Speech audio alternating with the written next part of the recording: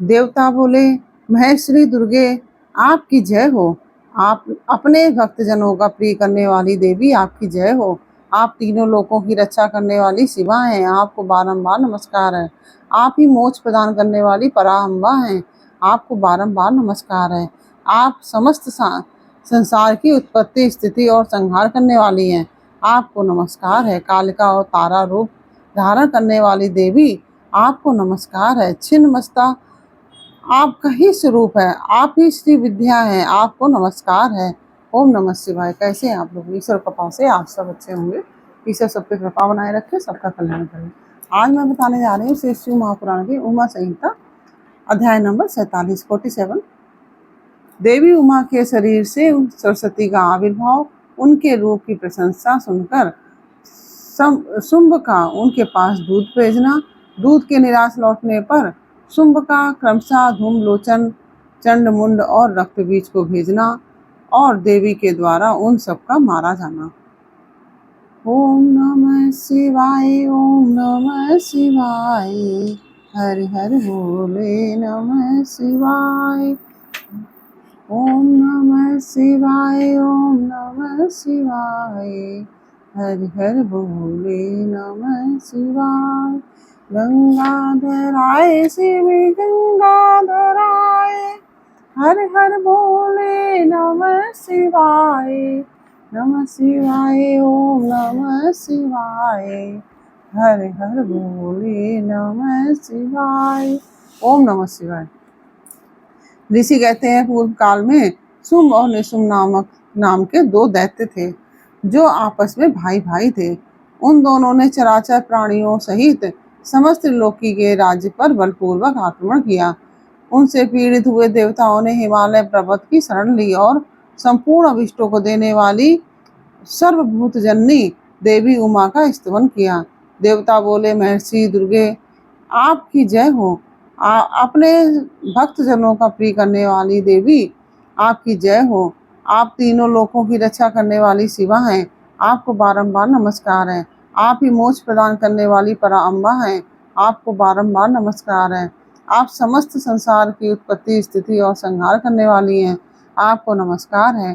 कालिका और तारा रूप धारण करने वाली देवी आपको नमस्कार है। छिन्नमस्ता आपका ही स्वरूप है, आप ही श्री विद्या हैं, आपको नमस्कार है। भुवनेश्वरी आपको नमस्कार है।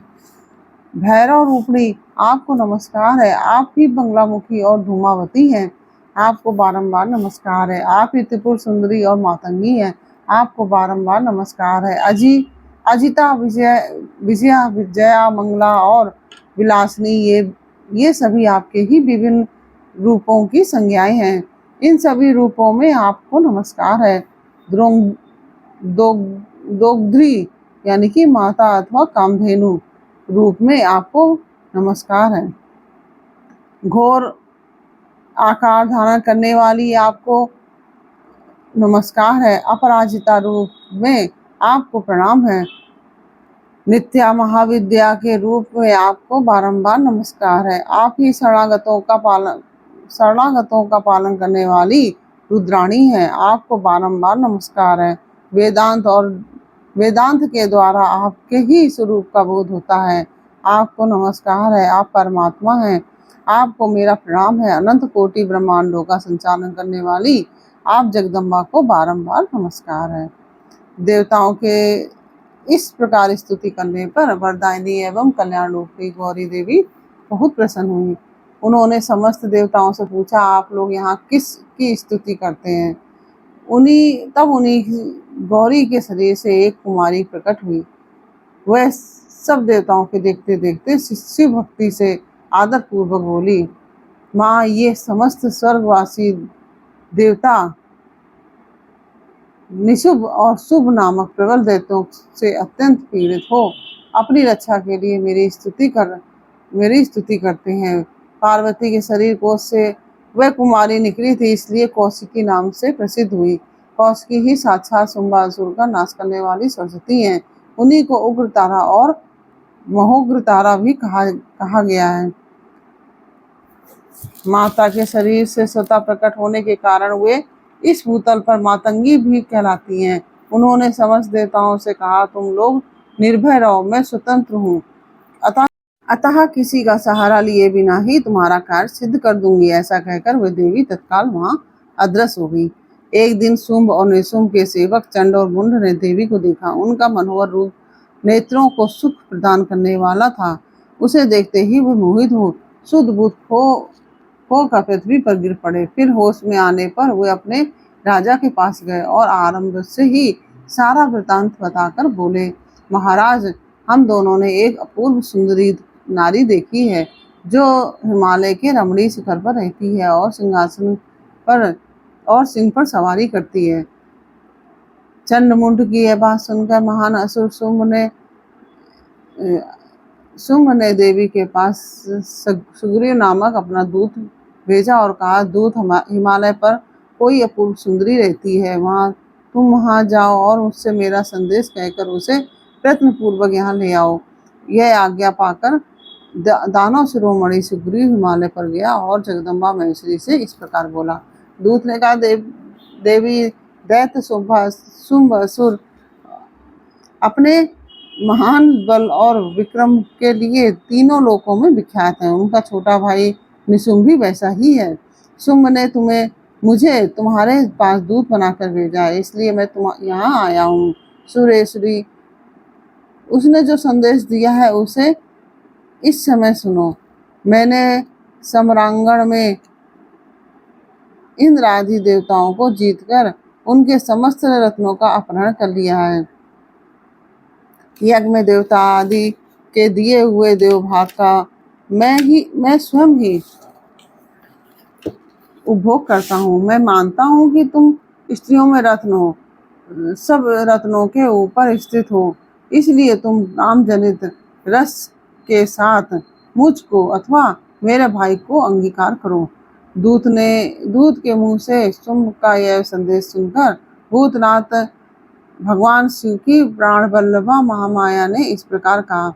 देवी बोली, दूत, तुम सच कह रहे हो, तुम्हारे कथन में थोड़ा सा भी असत्य नहीं है, परंतु मैंने पहले से एक प्रतिज्ञा कर ली है, उसे सुनो। जो मेरा घमंड चूर कर दे, जो मुझे युद्ध में जीत ले, उसी को मैं पति बना सकती हूँ, दूसरे को नहीं। यह मेरी अटल प्रतिज्ञा है, इसलिए तुम शुंभ और निशुंभ को मेरी यह प्रतिज्ञा बता दो, फिर इस विषय में जैसा उचित हो वैसा वे करें। देवी की यह बात सुनकर दानव सुग्रीव लौट गया और वहां जाकर उसने विस्तार पूर्वक राजा को सब बातें बताई। दूत की बात सुनकर उग्र शासन करने वाला शुंभ कुपित हो उठा और बलवानों में श्रेष्ठ सेनापति धूम्राज से बोला, धूम्राज, हिमालय पर कोई सुंदरी रहती है, तुम शीघ्र ही वहां जाकर जैसे भी वह यहाँ आए उसी तरह उसे ले आओ। असुर प्रवर उसे लाने में तुम्हें भय नहीं करना चाहिए। यदि वह युद्ध करना चाहे तो तुम्हें प्रयत्न पूर्वक उसके साथ युद्ध भी करना चाहिए। शुंभ की आज्ञा पाकर वह दैत्य धूम्रलोचन हिमालय पर गया और उमा के अंश से प्रकट हुई भगवती भुवनेश्वरी से कहा, नितंबनी, मेरे स्वामी के पास चलो, नहीं तो मैं तुम्हें मरवा डालूंगा। मेरे साथ 60,000 असुरों की सेना है। देवी बोली, वीर, तुम्हें दैत्यराज ने भेजा है, यदि मुझे मार ही डालोगे तो क्या करूंगी, परंतु युद्ध के बिना मेरा वहां जाना असंभव है। यह मेरी ऐसी ही मानता है। देवी का ऐसा कहने पर दानव धूम्रलोचन उन्हें पकड़ने के लिए दौड़ा, परंतु महेश्वरी ने हुम के उच्चारण मात्र से उसको भस्म कर दिया। तभी से वह देवी इस भूतल पर धूमावती कहलाने लगी। उनकी आराधना करने पर वे अपने भक्तों के शत्रुओं का संहार कर डालती हैं। धूम्राज के मारे जाने पर अत्यंत कुपित हुए देवी के वाहन सिंह ने उसके साथ आए हुए समस्त असुर गणों को चबा डाला और जो मरने से बचे हुए भाग खड़े हुए। इस प्रकार देवी ने दैत्य धूम्रलोचन को मार डाला। इस समाचार को सुनकर प्रतापी शुंभ ने बड़ा क्रोध किया। वह अपने दोनों ओठों को दबाकर दोनों ओठों को दांतों से दबाकर रह गया। उसने क्रमशः चंड, मुंड और रक्तबीज नामक असुरों को भेजा।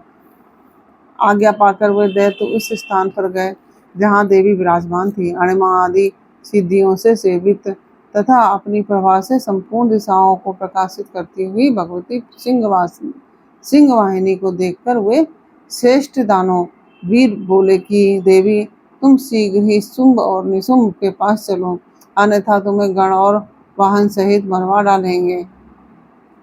वहाँ में शुंभ को अपना पति मान लो। लोकपाल आदि भी उनकी स्तुति करते हैं। शुंभ को पति बना लेने पर तुम्हें महान आनंद की प्राप्ति होगी, जो देवताओं के लिए भी दुर्लभ है। ऐसी बात सुनकर परमेश्वरी अम्बा मुस्कुराकर सरस वाणी, मधुर वाणी में बोली कि देवी ने कहा, अदिति महेश्वर परब्रह्म परमात्मा सर्वत्र विराजमान है, जो सदाशिव कहलाते हैं। वेद भी उनके तत्व को नहीं जानते, फिर विष्णु आदि की बात ही क्या है। उन्हीं सदाशिव की मैं सूक्ष्म प्रकृति हूँ, फिर दूसरे को पति कैसे बना सकती हूँ। सिंहनी कितनी ही कामातुर क्यों न हो जाए, वह गीदड़ को कभी भी अपना पति नहीं बनाएगी। गधे को और बाघिन खरगोश को नहीं बरेगी। हथनी गधे को और बाघिन खरगोश को नहीं बरेगी। दैत्यों, तुम सब लोग झूठ बोलते हो, क्योंकि काल रूपी सर्प के फंदे में फंसे हुए हो। तुम या तो पाताल को लौट जाओ या शक्ति हो तो युद्ध करो। देवी का यह क्रोध पैदा करने वाला वचन सुनकर वे दैत्य बोले, हम लोग अपने मन में तुम्हें अबला समझकर मार नहीं रहे थे, परंतु यदि तुम्हारे मन में युद्ध की ही इच्छा है तो सिंह पर सुस्थिर होकर बैठ जाओ और युद्ध के लिए आगे बढ़ो। इस तरह वाद विवाद करते हुए उनमें कलह बढ़ गया और समरांगण में दोनों दलों पर तीखे बाणों की वर्षा होने लगी। इस तरह उनके साथ लीला पूर्वक युद्ध करके परमेश्वरी ने चंडमुंड सहित महान असुर रक्तबीज को मार डाला और वे देववैरी असुर द्वेष बुद्धि करके आए थे, तो भी अंत में उन्हें उस उत्तम लोक की प्राप्ति हुई जिसमें देवी के भक्त जाते हैं। इस प्रकार से यह अध्याय पूर्ण हुआ। यह अध्याय आपको कैसा लगा यह मुझे कमेंट बॉक्स में अवश्य बताइए। अच्छा लगा हो तो वीडियो को लाइक शेयर अवश्य कीजिए। कमेंट में ओम नमः शिवाय अवश्य लिखिए। आप लोग कमेंट नहीं करते, कमेंट अवश्य कीजिए। फिर मिलते हैं आपसे अगले अध्याय के साथ अगले वीडियो में। तब तक के लिए ओम नमः शिवाय। राधे राधे।